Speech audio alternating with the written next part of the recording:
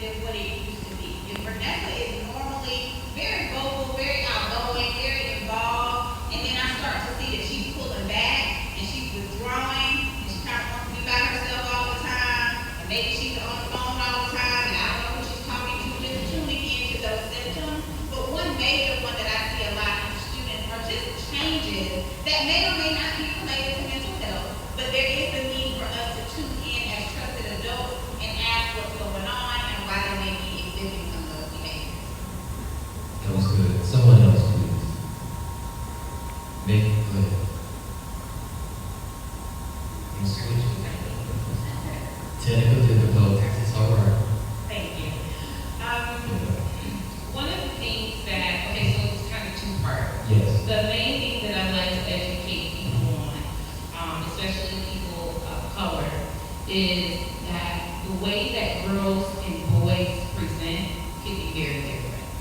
So it's important to understand that even with mental health presentation, that girls are more likely to exhibit more of those inward internalized behaviors. So you may see more of the isolation, you may see more of the shutting down and the depressive symptoms, the hopelessness.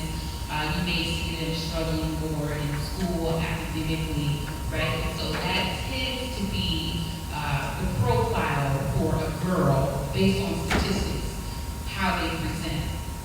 Boys act out externally.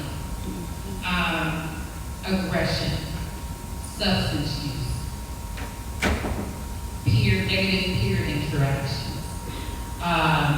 You're going to see things like that, especially in boys of color. They're acting out outwardly. So you're probably not going to see them isolating themselves. Maybe they will, but for the most part, based on evidence-based statistics, they're acting out in a more externalized way. And why is that important?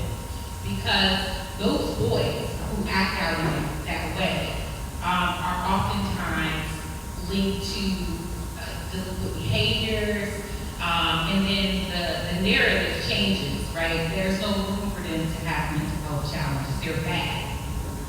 They're bad. There's no space for them. And so I think it's really important when we look at our youth and look at our young people, when we look at our boys and our girls, understand that they can share some of those symptoms and signs can overlap, but always pay attention to those behaviors